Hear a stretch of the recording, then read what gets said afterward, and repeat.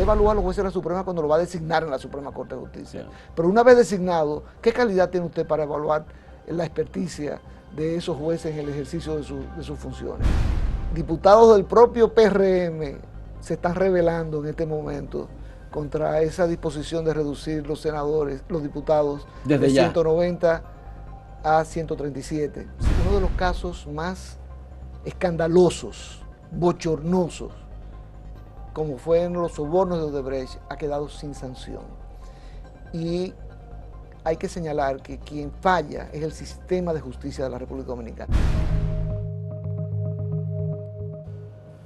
El viernes de esta semana, el 16 de agosto, el presidente de la República presentará al país su proyecto de reforma y lo entregará al Congreso Nacional para la convocatoria de la reforma de la Constitución de la República como primer proyecto de su paquete de reformas, que incluye la reforma laboral, que incluye la reforma del fiscal y otros proyectos que él ha definido y ha ido poco a poco describiendo. Tenemos a Francisco Álvarez Valdés, un abogado, miembro de Participación Ciudadana, amigo de Acento, amigo mío, y quiero agradecer a Pancho por aceptar este diálogo sobre el tema de la reforma que ha planteado el presidente de la República, comenzando por los elementos de la reforma constitucional a los cuales se le han ido agregando, además del candado y además de la independencia del Ministerio Público, la reducción de la nómina de la Cámara de Diputados, por un lado, más la unificación de las elecciones.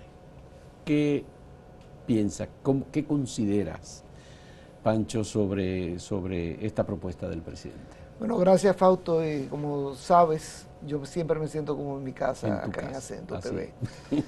Y bueno, ciertamente, lo primero que habría que decir es, este es el momento para modificar la Constitución. Ese es uno de los temas que se ha planteado, ¿no? La oportunidad, el momento. Y yo no veo ningún inconveniente en que el presidente Abinader comience con la reforma constitucional. Otros han dicho, la fiscal es mucho más relevante, mucho más importante, mucho más necesaria, más urgente, debería ir primero. Realmente no podemos poner a competir una reforma contra otra. Yo creo que el presidente ya lo externó en la semanal de esta semana, ¿no? Cuando dijo que eso iba a tomar 30 o 45 días. Yo creo que puede tomar 2 o 3 meses, pero es un tiempo relativamente breve, ¿no? Y si es necesario la reforma constitucional, siempre es necesaria. Yeah. Cuando se proclamó la del 2010, inmediatamente era necesario reformarla. Por ejemplo, te pongo un ejemplo que no está en la propuesta de reforma del presidente, Sí. que es la evaluación de los jueces de la Suprema Corte de Justicia cada 7 años, que Leonel Fernández introdujo en la reforma del 2010 para de alguna manera vengarse de la derrota que sufrió en el año 1998, cuando se aprobó una ley de carrera judicial que disponía la inamovilidad de los jueces. Ya.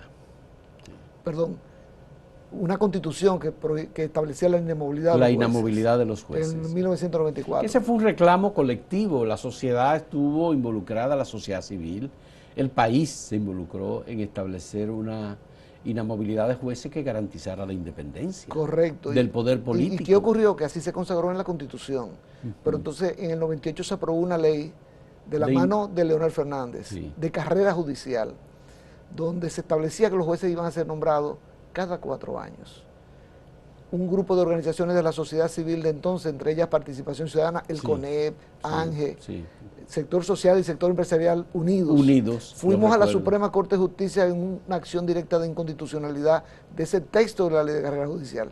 Y ganamos, a pesar de que Leonel Fernández pues, era abanderado de que tenía que ser designado cada cierto tiempo, ¿no? Ganamos, la Suprema declaró inconstitucional ese de jueces por periodos y consagró la inamovilidad de los jueces. Consagró la inamovilidad de los jueces. Pero ¿qué pasa? El presidente Fernández tiene buena memoria, ¿no? Y aguardó con paciencia. Y en el 2010 proclamó su constitución, donde establecía que los jueces de la Suprema iban a ser evaluados cada 7 años. Ya tú sabes la suerte que corrió esa disposición. Tan pronto se proclamó la constitución de 2010, el presidente Fernández convocó al Consejo Nacional de la Magistratura, evaluó a los jueces de la Suprema Corte de Justicia y, como dicen por el barrio, psiquitrilló a esos se llevó jueces, de encuentro a su Veroiza. a los 3 jueces que votaron disidentes en el caso Sonlán. Ya, el caso Sonlán. Se lo llevó de encuentro Leonel Fernández gracias a esa disposición que permite evaluar, comillas, a los jueces de la Suprema Corte cada 7 años. Estoy citando este ejemplo para decirte, la Constitución siempre necesita modificarse. Qué pena que el presidente Abinader no incluyó en su proyecto de reforma, aparte de esos 4 puntos que ya tú mencionaste, no incluyó eliminar ese tema de evaluar a los jueces de la Suprema. Usted evalúa a los jueces de la Suprema cuando lo va a designar en la Suprema Corte de Justicia. Pero una vez designado, ¿qué calidad tiene usted para evaluar la experticia de esos jueces en el ejercicio de sus funciones? Ese Consejo de la Magistratura integrado sobre todo por políticos. Y eso se ha convertido en una espada de Damocles sobre la independencia de los jueces. Porque si no se portan bien, en la próxima evaluación se van. Ahora, ciertamente, los miembros del Consejo Nacional de la Magistratura, puede ser que 2 de ellos, los que pertenecen a la Suprema Corte de Justicia, tengan recursos técnicos de evaluación, pero los demás son políticos, los de la oposición y los presidentes de las cámaras legislativas. El Poder Ejecutivo puede tener la asesoría de la consultoría jurídica, pero no es un órgano que pueda hacer. Así mismo es. Pero bueno, respondiendo a tu pregunta, porque la desvié, sí. Esos 4 puntos que ha planteado el presidente Abinader, creo que son 4 puntos, los 4 son válidos. Son válidos. Sí, el primero, la independencia del Procurador General de la República. ¿Cómo se logra que un procurador sea independiente? Creando las condiciones para que pueda ejercer esa independencia. Y hay 3 aspectos que son tocados en esta reforma que se propone para contribuir a la independencia. Yo no estoy diciendo que es para garantizar la independencia, pero sí para contribuir a ella. ¿Cuáles son los 3 elementos? Bueno, en primer lugar, no en un orden específico, la inamovilidad del procurador. Una vez el procurador designado por el Consejo Nacional de la Magistratura a propuesta del presidente de la República no puede ser removido por 4 años, excepto por un juicio político. Eso es lo que propone la reforma. Correcto. Que no pueda ser sustituido. Exacto. Por eso digo, un primer elemento para ayudar a la independencia es la inamovilidad del procurador, ya que estamos hablando ahorita de la inamovilidad de los jueces. Pero ese no es el único elemento. El segundo elemento es el perfil que requiere o que va a requerir, si se aprueba la reforma, el procurador, el candidato a procurador general de la República para poder ser designado, que va a incluir ahora, pues, no ser miembro o dirigente de un partido político, no haber sido candidato de un partido político en los últimos 5 años antes de su designación. Es decir, que la oposición va a tener presencia en la designación del procurador o la procuradora general de la República. Pero sí, pero... a través del Consejo. Pero este aspecto, básicamente, aparte de estoy hablando de elementos que ayudan a la independencia. De acuerdo. Uno es la inamovilidad, como te señalé. Otro es el perfil. El perfil. Que no pueden ser miembros o haber sido candidatos a un puesto electivo por un partido político en los últimos 5 años antes de su designación. Y el tercer elemento que ayuda es la forma de designación del Procurador General de la República. Que ahora, si se aprueba la reforma, sería que el presidente propone al Consejo Nacional de la Magistratura un candidato y el Consejo Nacional de la Magistratura lo aprueba o no. Y si no lo aprueba, el presidente tendrá que someter otro candidato. Pero siempre, esa es una de las críticas que he escuchado, que siempre será una propuesta del presidente de la República. Por tanto, el Consejo de la Magistratura va a tener que aprobar el que proponga el presidente de la República. No necesariamente. Porque si lo rechaza, en los próximos 4... si el Consejo lo rechaza, no puede el Consejo originar o aportar nombres distintos de los que propone el presidente de la República. No puede aportar nombres distintos. El Consejo Nacional de Magistratura recibe la propuesta del presidente, la acepta o la rechaza. Ya. Si la acepta, acabó el proceso. Pero siempre es una propuesta del presidente. Sí, si la rechaza, entonces el presidente deberá someter otra propuesta. Eso mismo pasa para elegir los jueces de la Suprema Corte en Estados Unidos. Si el presidente de Estados Unidos propone un candidato para la Suprema Corte, el Senado lo puede aprobar y queda designado, o rechazar y el presidente va a tener que designar. Pero siempre será el presidente el que haga la propuesta. Claro, y la pregunta es, ¿qué otra fórmula pudiera haber? que lo designe el Senado de la República, yo prefiero que sea un órgano como el Consejo Nacional de la Magistratura, que por cierto en la propuesta incluye segregar de la matrícula del Consejo al Procurador General de la República. Eso dejaría entonces al Presidente de la República con 3 votos. Con 3 votos. No tiene mayoría. De 7. De 7. ¿Cuáles son los 3 votos? El de él, el presidente, un miembro del Senado y un miembro de la Cámara de Diputados. Porque siempre va a haber el otro que va a ser de la oposición. Entonces, un partido de la oposición en la Cámara de Diputados y en el Senado. Para el presidente, serían 2. Para el presidente poder tener éxito en la propuesta que haga el Consejo, tiene que tener como suyo a los de la Suprema Corte de Justicia. Va a tener que conseguir votos dentro del Consejo Nacional de la Magistratura. Posiblemente no de los legisladores que son de oposición, sino de los 2 miembros de la Suprema Corte que forman parte del Consejo.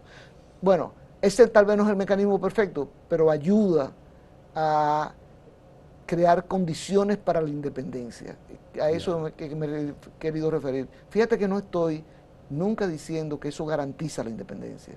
Eso va a depender mucho de la persona que se designe. Bien. Pero estos 3 elementos ayudan a crear las condiciones para que esa independencia pueda ser ejercida con efectividad. En ese contexto se entiende que la idea del presidente de pedirle a Miriam Germán que se quede unos días o un mes o 2 meses más es porque ese sería el mecanismo que se utilice para la designación del nuevo o la nueva Procuradora General de la República. Esa petición de Abinader a Miriam Germán, que la hizo en la semanal, tiene toda la lógica del mundo. Porque si en los próximos 60 días se va a modificar la Constitución y se va a convocar al Consejo Nacional de la Magistratura para escoger al Procurador General de la República, no tendría sentido designar ahora por decreto a un procurador que podría ser sometido como propuesta o sencillamente sustituido por el Consejo dentro de 2 meses.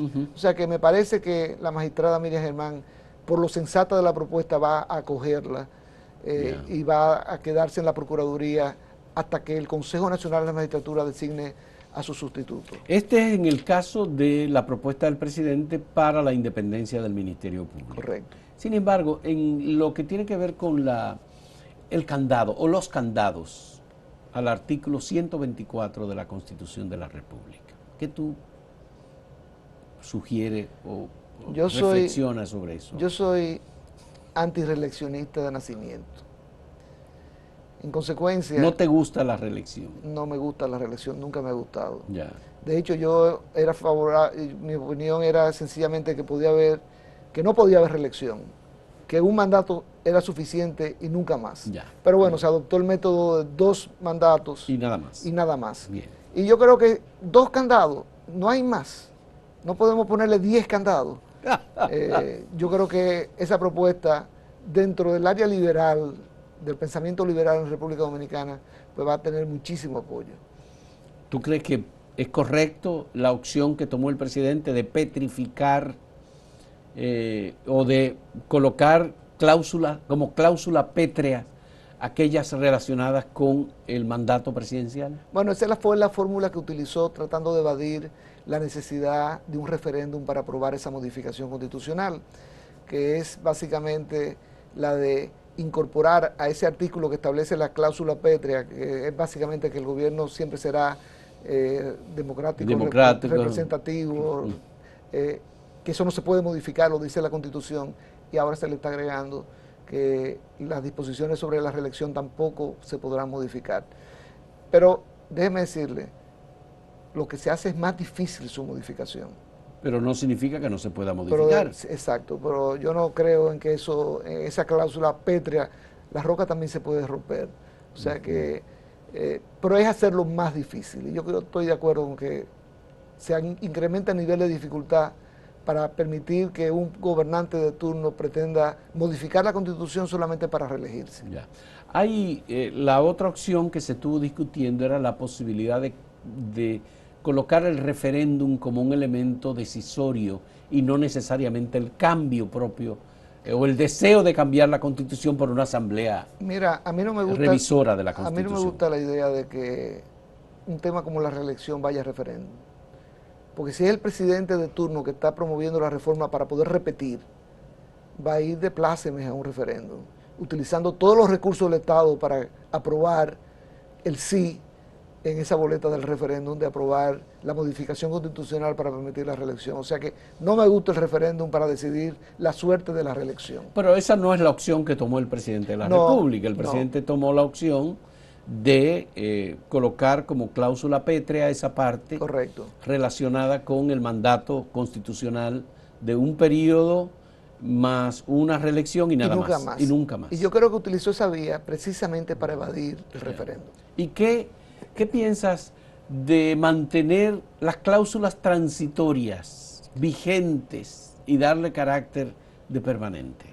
Yo creo que ahí habrá que hacer en el futuro, tal vez no para esta reforma, una modificación a la Constitución para revisar todas esas disposiciones transitorias, algunas de las cuales ya no tienen sentido. Pero fíjate que lo que ha hecho el presidente es poner más candados a través de esas cláusulas transitorias, para que nadie pueda venir a invocar que como la modificación constitucional se hizo durante su periodo, no se le aplica a él por aquello de la no aplicación retroactiva de la modificación constitucional. Él ha querido decir básicamente que a él le aplica. A él también le aplica. Igual que a Danilo Medina. Porque a Danilo Medina le sigue aplicando. Nada más le faltó poner nombre y apellido. El nombre y apellido. Pues aquí también solamente va a faltar poner el nombre y el apellido, pero se sabe que esas disposiciones transitorias es para que no pueda haber interpretación posible y no puede haber reelección del presidente en el 28. Luis Miguel Pereira planteaba una idea cuando conversé con él sobre este tema, que el presidente podría pensar políticamente y decir, bueno, pero eso no me va a beneficiar a mí. Mi partido es que va para las elecciones, yo no voy a ir. Entonces, si le quita la prohibición a Danilo Medina, hay una contienda un poco más difícil en la oposición. ¿Tú qué piensas? Bueno, esa es la regla de la división, que siempre ha imperado en República Dominicana desde que yo tengo memoria. En los gobiernos de Balaguer, ¿cómo Balaguer se mantenía en el poder? Aparte del fraude electoral. Con el 33% Con el 33% porque dividía la oposición. Sí, claro. Entonces lo que está planteando Luis Pereira es básicamente que pudiera utilizar ese elemento de división, consolidando a Danilo Medina, permitiéndole volver, porque divide el voto PLDista nuevamente. Bueno, se enfrentaría Leonel Fernández y Danilo Medina en la oposición en el 2028. Correcto. Y lo que está planteando Luis ahí es que si se permite a Danilo Medina volver, si se modifica la Constitución para permitir a Danilo Medina volver, esa fortaleza que viene tomando Leonel Fernández, que la ha tomado, nada más hay que ver los representantes en las cámaras legislativas, en comparación, Fuerza del Pueblo en comparación con el PLD, ¿no? Claro. Pues lo que se está planteando es que como Leonel Fernández está subiendo, vamos a subir a Danilo Medina porque el voto de ellos es el voto compartido. Sí. Entonces de esa manera divide y vencerás. Pero ¿te parece correcto que se mantengan? Para nada. Yo creo que Danilo Medina, igual que va a pasar con Luis Abinader a partir del 2028, no pueden volver a la presidencia de la República. Ok, Danilo Medina y Luis Abinader no pueden volver. Pero Leonel Fernández ha gobernado 3 veces y sí puede ir. Sí. Eso es un elemento extraño, pero además favorece muy especialmente a Leonel Fernández. Sí, pero lamentablemente cuando se hizo la modificación constitucional no le afectó a él. Entonces yo insisto, hay que garantizar que alguien que haya sido 2 veces presidente ya no pueda volver a la presidencia, no importa de qué partido sea. Bien, eso es un tema que se podría discutir, pero de todos modos sigue siendo un elemento injusto para los 2 que tendrían la prohibición y un tercero que ha gobernado 3 periodos de gobierno estén prohibidos legalmente, constitucionalmente. Entonces, Fausto, para volver. Entonces podríamos decir que para hacer justicia habría que también permitirle a Luis Abinader un 3er periodo. No estoy diciendo eso. Porque Leonel Fernández tuvo 3 periodos. Entonces vamos a ser justos y a permitir que Danilo Medina... Lo que estoy diciendo es que Danilo Medina gobernó 2 periodos y está prohibido que él sea candidato. Leonel Fernández gobernó 3 periodos y no está prohibido. Luis Abinader habría gobernado 2 periodos y estaría prohibido. Yo no digo, Luis no quiere y él lo ha dicho muy claramente. Entonces hay que dejarlo de ese tamaño. De ese tamaño. Leonel que siga aspirando a la presidencia y Danilo y Luis Abinader que no puedan volver a la presidencia. Sobre el tema de la unificación de las elecciones municipales de febrero con las elecciones presidenciales y congresuales de mayo. El presidente ha hecho la propuesta de que se unifiquen las elecciones. Hubo un tema siempre que fue el arrastre como un elemento nocivo en la política dominicana. Parece ser que no se ha evitado el arrastre y que el partido que ganó las elecciones municipales es el partido que gana las congresuales y las presidenciales. Bueno, lo primero que hay que señalar es que la modificación constitucional que separó las elecciones se hizo por el arrastre, porque cuando se celebraban juntos, la gente votaba por el presidente y arrastraba las posiciones congresuales y municipales. Sí. Y se separaron las elecciones con el modelo que yo entiendo es el mejor, con 2 años de diferencia. Primero las presidenciales, luego las congresuales y municipales, después las presidenciales, repito, con 2 años de diferencia. Esa distancia de 2 años es la que ayuda a reducir, porque nunca lo elimina, el arrastre. Ahora, ¿qué pasó con ese modelo? Que de repente vivíamos en campaña a los 4 años, porque terminábamos las elecciones congresuales y municipales y comenzaban la campaña para las presidenciales, y cuando terminaban las presidenciales comenzábamos inmediatamente la campaña para las congresuales y municipales.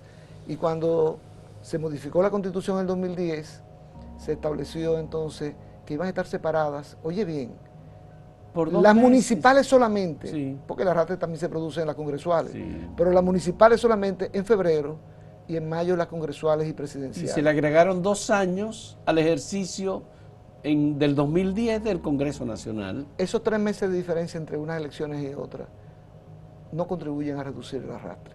Por eso el arrastre sigue. El arrastre sigue. Ahora, la pregunta que hay que hacerse es, ¿con este modelo que tenemos ahora actualmente se redujo la campaña electoral, que era continua todo el tiempo?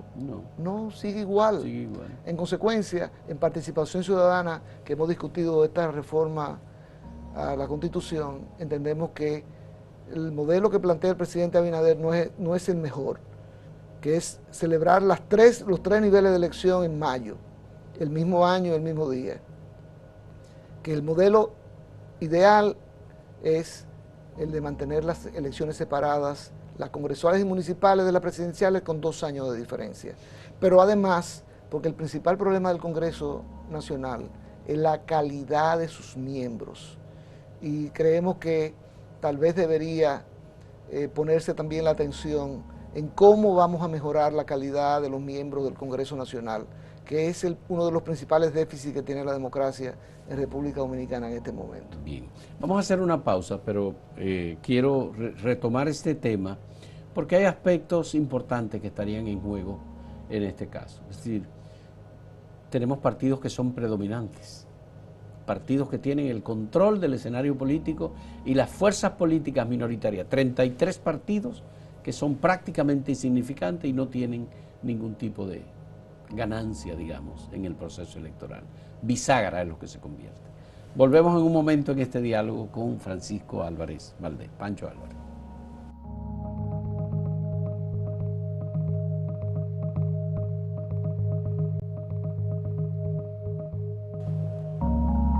El sistema político dominicano está en una condición de macrocefalia muy grande. Es decir, los partidos dominantes son 2 partidos. Es un bipartidismo establecido y siempre se favorece, tanto en las elecciones municipales como en las presidenciales y congresuales, a esos partidos. Los diputados nacionales, mira, José Horacio, por ejemplo, participó como diputado nacional, obtuvo 16,000 votos y no pudo ir a la Cámara de Diputados. Y congresistas o candidatos que sacaron 6,000 votos sí están. Entonces, ¿cómo es el sistema político? Por eso es que hay que reformarlo. Por ese tema no se está tocando en esta reforma constitucional. Sin embargo, los diputados nacionales, en la propuesta del presidente Abinader, ¿aumentarían? De 5 a 20. Sí, para representar a los grupos, digamos, pequeños. Pero eso no es como. Pero no es así. No es así que funciona. Los partidos los partidos grandes se atribuyeron. Entonces, esa propuesta de subir de 5 a 20 los diputados nacionales tiene que incluir una fórmula que ayude a conseguir el objetivo que persigue, que es la pluralidad dentro de la Cámara de Diputados, que no se ha conseguido con la fórmula actual. Entonces, hay que ver el desarrollo completo de la propuesta. Esperemos que ese punto sea tomado en cuenta. Igual que el tema del Parlacén. Bueno, pero la Constitución, no tiene, pero la Constitución, no es vinculante. La Constitución actual prevé la representación de la República Dominicana en los parlamentos internacionales. Uno de ellos es el Parlacén. Pues deberían modificarse la Constitución para, en ese artículo que dispone de la presencia del Estado Dominicano en parlamentos centroamericanos, los requisitos que se establezcan, pues nos impidan ser miembros del Parlacén, que no aporta absolutamente nada a la República Dominicana más que impunidad para aquellas personas que después que salen del ejercicio público se van al Parlacén buscando impunidad. Sí, bueno, impunidad no, por un lado, protección. Impunidad, por un lado. Y por otro lado, bueno, una forma de tranquilizar con el sistema clientelar que tenemos a algunas personas y se le asignan posiciones en el Parlacén. Ahora, si se modifica la Constitución para poner requisitos de en qué parlamentos internacionales podemos participar, requisitos tales que nos excluyan del Parlacén, pues yo creo que ese sería un buen punto. Ya. Uno de los puntos que el presidente ha propuesto es reducir la composición de la Cámara de Diputados de 190 diputados en la actualidad a 137. Menor todavía, pero incluye los diputados nacionales e incluye los diputados del exterior. ¿Qué planteamiento tienes tú sobre esa propuesta? ¿La apoyaría? Yo creo que fue Luis Pereira que dijo en este mismo programa que él estaba de acuerdo con que fuese unicameral. Unicameral. El Congreso. Sí. ¿Tú también estás de acuerdo? Yo estoy completamente de acuerdo. Es decir, eliminar el Senado de la República. Así como geográficamente tenemos que evitar seguir creciendo en el fraccionamiento que se produce a nivel territorial, ¿no? Tenemos 32 senadores. 32 senadores, o sea, y 190 diputados. Un país pequeño, un país que está tratando de salir de la pobreza. Creo que el mejor método sería un sistema unicameral, que lo hemos tenido históricamente en la República Dominicana. Ahora, si eso no es posible, bueno, la propuesta del presidente de 110, vamos a tratar de protegerla, porque los comentarios y rumores que hay en este momento es que el presidente no cuenta con los votos suficientes en la Cámara de Diputados para lograr que ¿Para lograr eso? Para lograr ¿Cómo que no votan? Pero esos diputados no se han juramentado todavía. Ajá. ¿Cómo lo van a contar? Lo que te estoy diciendo. Pues no es a este Congreso que él lo va a proponer, es al que viene. Sí, está bien. En el que viene, diputados del propio PRM se están rebelando en este momento contra esa disposición de reducir los senadores, los diputados, desde de ya 190 a 137. Sí. Son 110 realmente. Son 110 realmente. Hay 20 de diputados nacionales y 7 del exterior. Del exterior. Sí. Esa reducción a 110 no tiene conforme a muchos diputados y hay una rebelión dentro del partido que yo espero que el presidente gane. ¿Hay una rebelión dentro del PRM? Sí, yo he conversado con un par de diputados que me han señalado que eso, y diputados del PRM, por cierto, que eso es una barbaridad, que los diputados son los que representan realmente al pueblo dominicano y reducirlo no ayuda a contribuir con la democracia, o sea que hay un movimiento interno. Pero ahí también hay un elemento crítico sobre la labor, el rol y hasta cierto punto el desprestigio en que han caído los legisladores dominicanos. Por eso te hablaba ahorita de que dentro de la reforma hay que tomar en cuenta medidas que ayuden a mejorar la calidad del Congreso, la calidad de nuestros representantes, que lamentablemente eso pasa por la ley de partidos. Más bajo. Eso pasa por la ley de partidos políticos y la manera en que los partidos escogen a sus candidatos a posiciones congresuales. Por ejemplo, ¿cuántos riferos hay en el Congreso Nacional? Deben ser... La pregunta no es esa, la pregunta es ¿a qué van los riferos al Congreso Nacional? Bueno, sí, esa es otra pregunta. Esa es la pregunta. ¿A qué van? Van a defender sus intereses. Pero bueno, los intereses si de ellos... un agricultor va a defender sus intereses. Lo que pasa es que los intereses de ellos no necesariamente son los intereses del colectivo. Cuando tú estás hablando de juegos de azar. Ya. porque si tú me estás hablando de agricultura, sí, pero el está, tema está es muy bien que que se los defiendan los partidos intereses de los agricultores. postulan a personas incluso procesadas penalmente. Claro, en Estados Unidos el candidato del Partido Republicano ha sido condenado penalmente.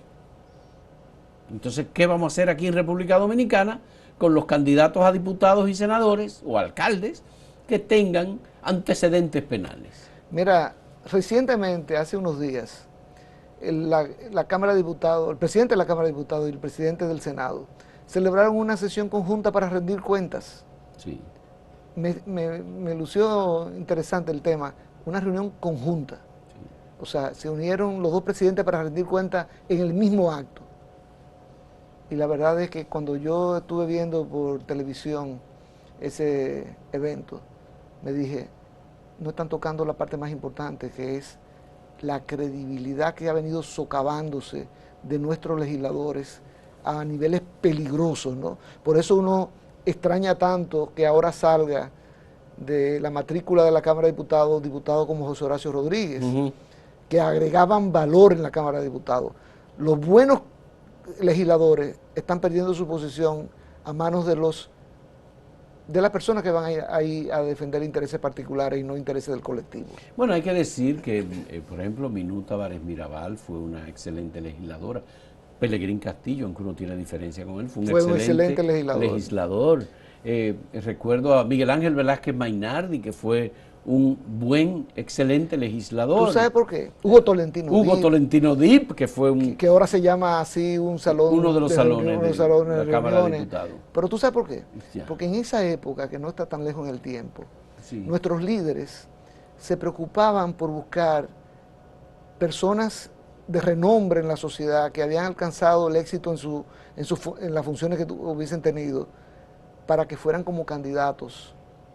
Era por el prestigio profesional. En aquella época era lista cerrada. Milagros Ortiz Bosch fue una excelente senadora. Recuérdate que eran listas cerradas y era en el orden en que se colocaban, ¿no? Entonces colocaban en un orden que podían ganar a personas como Hugo Tolentino Dip, que no podía ganar si tú lo pones en campaña electoral con personas que van repartiendo ron. Sí, que él no se iba a ir al barrio a hacer campaña para ser candidato, y eso ayudó, sino que la dirección del partido lo colocaba en una posición ganable. Por ejemplo, ojalá estos 20 diputados nacionales, uno de los elementos clave pudiera ser ese, de buscar personas que ayuden a mejorar la calidad de la representación en el Congreso Nacional. Pero eso tiene que pasar por una conciencia de los líderes del Congreso, de la Cámara de Diputados y del Senado, de que tienen que mejorar su credibilidad.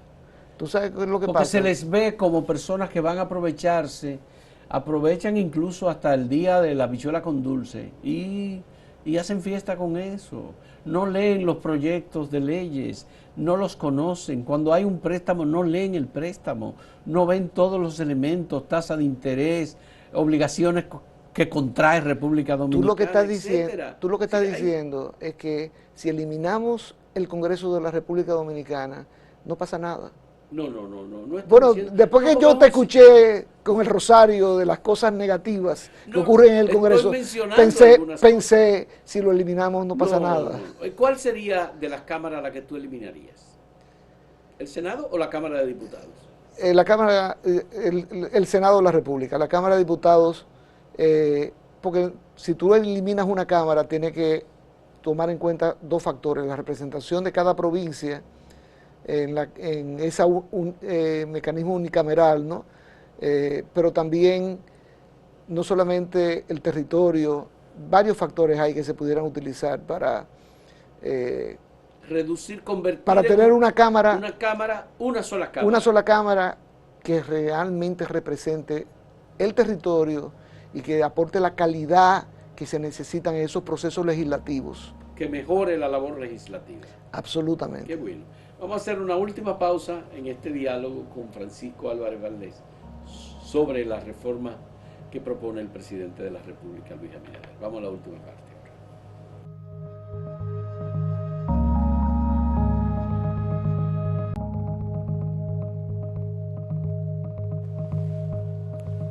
Francisco Álvarez Valdés, hay una protesta de fiscales que dicen que la propuesta del presidente de la República sugiere o por lo menos induce a pensar que se elimina el Consejo Superior del Ministerio Público. Ayer el presidente de la República dijo que el Consejo Superior del Ministerio Público no se elimina, solo sencillamente se hace una transformación y se dirige a la ley del Ministerio Público, lo único que no queda en la Constitución de la República. ¿Tú qué piensas sobre la protesta y la queja de los fiscales? Bueno, primero una falta atribuida a mí, que fui de los invitados al Palacio Nacional por el consultor jurídico con otros 50 abogados para discutir el proyecto, que no me di cuenta de ese punto que levantaron los fiscales. No me di cuenta. Discutimos allí, pero no me percaté de que efectivamente en el proyecto que declara la necesidad de la reforma que se nos presentó, se eliminaba de la Constitución de la República la forma en que se iba a integrar el Consejo Superior del Ministerio Público, que es un procurador, el procurador general que lo preside, un procurador adjunto, un procurador de corte, un fiscal del distrito y un fiscalizador. Esa fórmula que está en la Constitución actualmente se elimina para decir que la organización y funcionamiento del Consejo Superior del Ministerio Público se deja a la ley. Entonces, ¿qué pasa? La ley actual prevé la existencia del Consejo Superior del Ministerio Público como un espejo de la Constitución, establece la integración. O sea que si se quita de la Constitución, sigue existiendo el Consejo Superior del Ministerio Público con esa integración que está en la ley orgánica del Ministerio Público. Ahora, ¿qué ocurre? Si se está sacando de la Constitución para llevarla a la ley, es porque se quiere modificar posteriormente esa fórmula de integración que yo acabo de mencionar. Bueno, parece ser que esa fórmula de integración no ha funcionado. Perfecto. O ha tenido muy serias limitaciones, por ejemplo, para los procesos que encabeza el Procurador General de la República. Y yo pudiera estar de acuerdo con eso. Lo que pasa es que eso revela, esa inconformidad de que no ha funcionado bien, revela que hay una intención de modificar la forma de integrar el Consejo Superior del Ministerio Público. Claro, y yo, si voy a opinar sobre ese tema, necesito conocer la propuesta de cómo se va a reformular la integración del Consejo Superior del Ministerio Público, porque yo no lo sé en este momento. A mí me gustaría hacerte la pregunta, ¿qué se puede hacer para que funcione el Consejo Superior del Poder Judicial en República Dominicana, que también está en la Constitución de la República? Mira, yo creo que ese problema que tiene el Ministerio Público con su Consejo Superior lo tiene igualito el Poder Judicial con el Consejo del Poder Judicial. ¿Por qué? Porque esa fórmula de que los de corte y los de primer grado y los fiscalizadores lo eligen sus pares. O sea, el miembro del Consejo que está en segundo grado lo eligen sus pares. Eso ha dado lugar a clientelismo en ese proceso eleccionario para integrar los consejos de ambos poderes, del Ministerio Público y del Poder Judicial. Sí. Las malas Hay que darle la representación a las escalas más bajas o segmentos más bajos del Poder Judicial, desde jueces de paz hasta los propios jueces de la Suprema. Y la fórmula en sí parecería muy buena en cuanto a democracia, ¿no? Porque democratiza el órgano interno de gobierno del Ministerio Público y del Poder Judicial. Qué bonito se ve, ¿no? El procurador, el presidente de la Suprema Corte de Justicia sentado con un voto, que es el mismo voto que tiene un juez de paz. Juez de paz. Eso se oye muy bonito. Muy democrático. Y muy bonito. Sí. Ahora, ¿qué ha pasado? Que las malas prácticas de los torneos electorales dominicanos han llegado a la elección de esos consejos. De esos consejos. Y la verdad que yo he escuchado historias horrorosas. Por eso digo, yo estaría abierto. Se compran las posiciones. Yo estaría abierto a escuchar propuestas para mejorar eso. Pero hasta ahora lo que hay en esa propuesta del presidente es eliminar la integración de la Constitución, no de la ley, sino de la Constitución. El Consejo Superior del Ministerio Público sigue existiendo, pero en la ley. Digo, en la Constitución en título. Y su integración va a quedar en manos del legislador. ¿Por qué?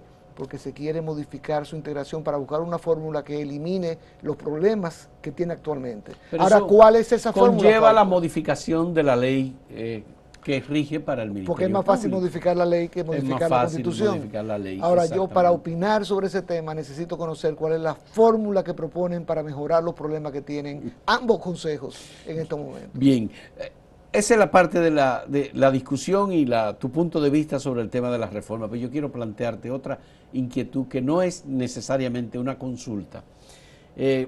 A mí me gustaría saber, la decisión que tomó la segunda sala penal de la Suprema Corte de Justicia de absorber a los dos únicos imputados en el caso de Brecht, ¿es recurrible o no es recurrible? No es recurrible. No es recurrible. Es una decisión final.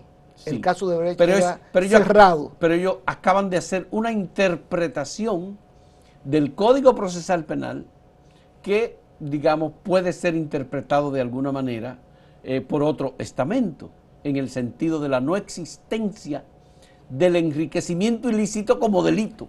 Mira, hay varios aspectos en esa sentencia que merecen un examen más profundo, ¿no?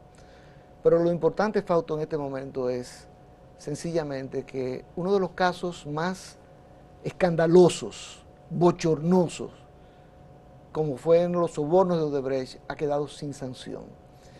Y hay que señalar que quien falla es el sistema de justicia de la República Dominicana. El sistema de justicia está integrado no solamente por jueces, también por fiscales. Y la gente dice, no, quien falló fue el fiscal. Bueno, yo creo que la principal responsabilidad fue precisamente la Procuraduría General de la República anterior a esta. Recordemos que en el 2017, pues Jean Alain Rodríguez, con un aparataje increíble, apresa 14 personas. 14 personas. Bueno, 13 nada más, porque hubo uno que estaba fuera del país, Bernardo Castellano. Correcto, que después volvió. Y regresó y se constituyó. ¿Pero qué ocurrió? En prisión. ¿Pero qué ocurrió? Cuando se llevó el caso a medida de coerción, la magistrada Miriam Germán denunció o informó. Informó, porque no fue una parte denuncia, de la sentencia, fue una opinión. Informó que había un déficit probatorio y que esperaba que se subsanara para bien del expediente. Ahora, ¿qué ocurrió? Ese déficit probatorio no se subsanó. E inclusive Participación Ciudadana en un momento giró una visita a Jean Alain Rodríguez para proponerle que fuera a Brasil a interrogar a no a los ejecutivos de Odebrecht que vinieron a declarar aquí en el juicio, sino a aquellos que manejaban la contabilidad, aquellos que conocían los nombres reales que estaban detrás de los codinomes. ¿Y qué ocurrió? Jean Alain Rodríguez, la explicación que nos dio fue que no era adecuado ir en este momento porque la inteligencia norteamericana le había informado que esos funcionarios de Odebrecht, esos ejecutivos de Odebrecht iban a cambiar su versión y él no quería recoger esa versión cambiada. Y realmente lo que yo pienso hoy en día después de todo esto es que él no quiso ir a Brasil a interrogar a la gente que manejaba la contabilidad de los recursos sucios, porque iban a ser identificados los funcionarios públicos y los legisladores que estaban involucrados en esos sobornos, y él no quería comprometer la suerte de sus compañeros de partido. Yo en el editorial de Acento de hoy yo recuerdo que él dijo una frase que se repitió mucho, que están todos lo que son y son todo lo que están. Y hay un documento, que yo le pido a los amigos televidentes, yo te lo envié el documento, un documento escrito por Jean Alain Rodríguez cuando sometió la acusación del caso ya, sí. Donde él hace un recuento de todo el trabajo que hizo de investigación. Allí fue donde dijo que se dedicaron 130.000 horas de trabajo en este proceso de investigación. Él dice que creó un departamento nada más que para trabajar ese expediente. Yo fui con Jean Alain y miré, me abrió la puerta de ese departamento donde había cientos de personas trabajando con el expediente. Y mira el resultado que produjo. Y lo importante es que este caso no contamine los otros casos que se están manejando de corrupción en los tribunales. ¿Por qué? Bueno, porque ahora todo el mundo dice, el Ministerio Público fracasó, esa es la suerte que van a correr estos casos. A mí lo que me preocupa es el tema de la extinción, pero esta sentencia de la Suprema Corte de Justicia no alega extinción por tiempo. No, todo lo contrario. ¿Cómo es la cosa? Víctor Díaz Rúa planteó la extinción a la Suprema Corte por la llegada del plazo máximo de duración del proceso, que es 4 años. 4 años. Y este caso ya tenía 7. Y Víctor Díaz propuso la extinción de la acción pública por la llegada del plazo de 4 años. Y esta sentencia de la Suprema Corte, de la segunda sala penal de la Suprema Corte de ahora, confirma el precedente anterior de la Suprema Corte y del Tribunal Constitucional de que ese no es un plazo matemático, que no es cuestión de contar desde el día de la medida de coerción hasta que se cumplan 4 años, no es así, que hay que tomar en cuenta las características del caso, la complejidad del caso, el número de imputados, la cantidad de pruebas depositadas, para extender el plazo.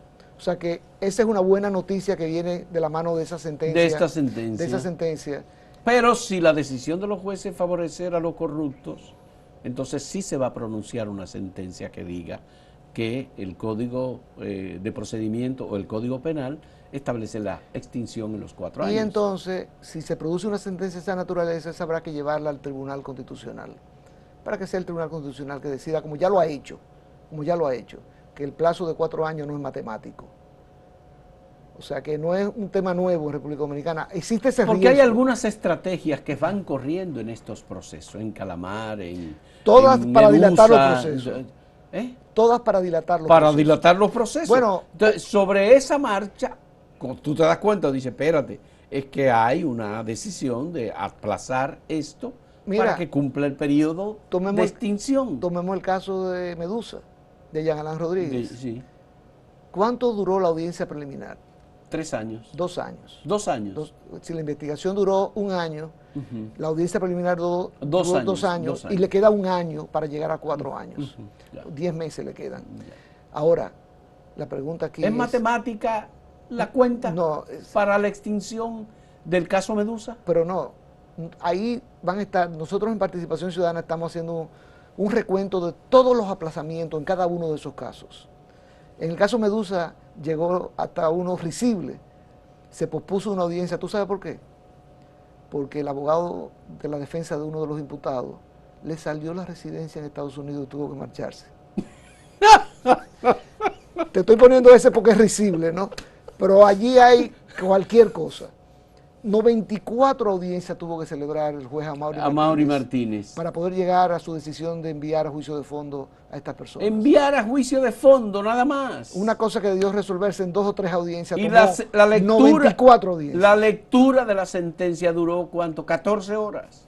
Que es un error que cometió, en mi opinión, el magistrado Amaury Martínez, que debió ser enfático y decir, no se van a leer los 12.274 páginas.